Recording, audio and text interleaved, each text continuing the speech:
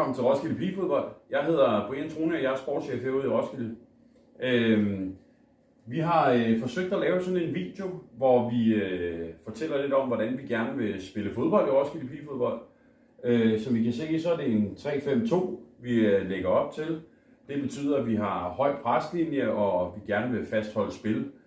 Det, der er budskabet her, det er egentlig for at skal hjælpe jer med at blive rigtig stærke på jeres positioner. Så i løbet af videoen her, så vil vi gennemgå hver enkelt position lige fra nummer 1 og hele vejen op til nummer 9. Og beskrive lidt i dybden om, hvad skal man som etter, hvad skal man som toer, hvad skal man som treer og så videre i vores system.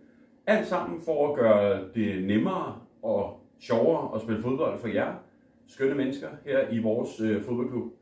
Jamen, jeg håber, I vil lytte til det, prøve at lære det og udvikle jer på det her baggrund, som jeg nu gennemgår i løbet af videoen. Rigtig god fornøjelse, og jeg glæder mig til at se det ude på banerne. I Roskilde Pigefodbold spiller vi selvfølgelig også 8-mands. Det gør vi hovedsageligt fra U11 og til U13, altså U11, U12 og U13.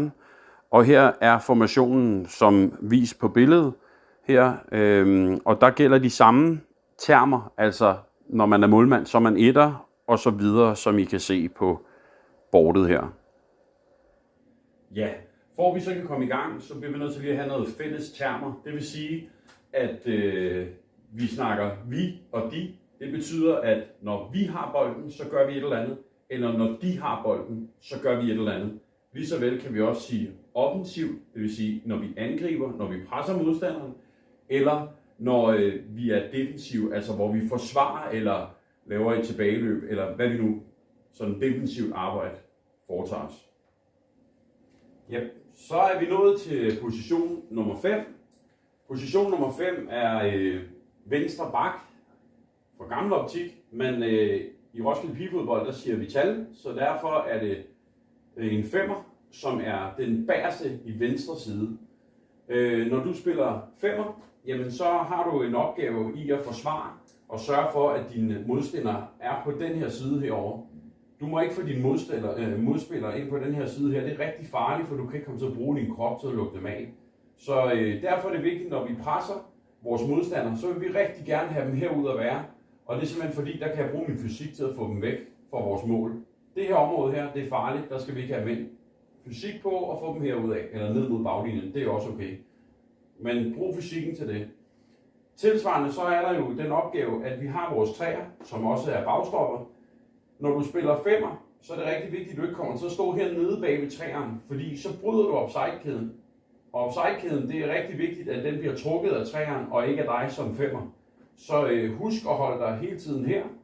Det er selvfølgelig klart, at bliver bolden spillet derned, og dine angriber står her og løber ned bagom dig, så må du selvfølgelig godt løbe ned bagom træerne og presse den her angriber. Det er klart, men det er vigtigt, at vi holder fokus på, at vi skal være foran træerne, når vi dækker op. Det her, det gælder det defensive arbejde.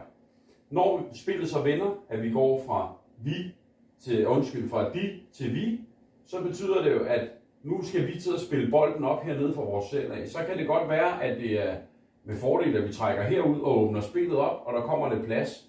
Du har måske en midtbane, der løber ned og tager imod den. Det kan også være, at vi træerne erobrer den lidt herover, og så får du bolden her. Så har du en kant, der trækker ned og hjælper dig af med bolden.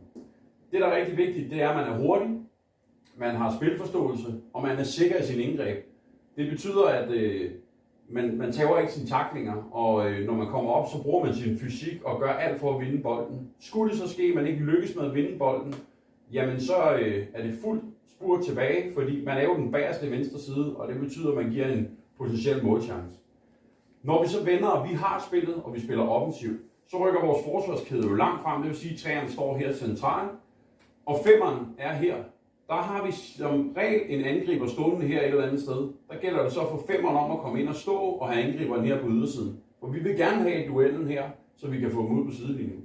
Men vi vil ikke have, at du står hernede og holder i hånd med position nummer 3, og så først går frem til dem, når de har modtaget bolden. Vi skal være her og presse dem lige når de modtager bolden.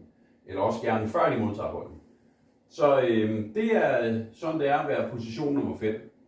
Som femmer er det også dig, der tit tager alle indkastene herover i den her side op langs siden. Og det er jo fordi, når vi rigtig gerne vil fastholde spil og være angribende hele tiden, så er det ikke så smart, at det er vores 11'er eller vores 9'er, der trækker ud, eller nogle centrale spillere.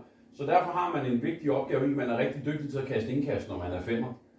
Og det er faktisk hele vejen op ad siden, fordi man skal huske, det kan godt være, at man efterlader en angriber, fordi man står heroppe og laver en indkast, og man så efterlader en angriber der, jamen så vil din 3'er trække over og hjælpe lidt, eller din 6'er vil falde herned, indtil du kommer på plads igen efter et indkast. Så det er 5'eren, der laver indkast.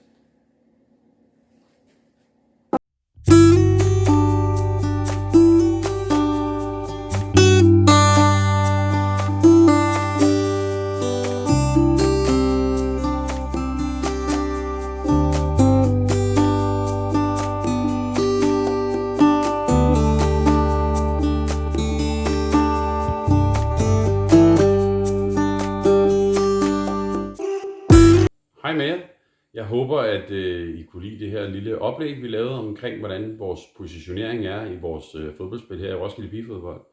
Husk lige, at vi er mennesker, og vi laver fejl. Og hos os i Roskilde Pigefodbold, der har vi jo udvikling som første prioritet. Og det betyder også, at man som menneske må lave fejl. Så når I øver jer, og I laver fejl, så er det okay. Der er ikke nogen, der bliver sure på det. Tværtimod, så er vores opgaver som trænere, som sportschef, som ledelse, børneudviklingstræner. Vi prøver at få jer til at lave nogle fejl, sådan så vi kan få en god dialog om, hvad kan man gøre anderledes, så I ikke kommer til at stå i den fejl igen. Så på den måde så udvikler vi os, og vi trænere kommer også til at lave fejl. Sådan er det at være menneske.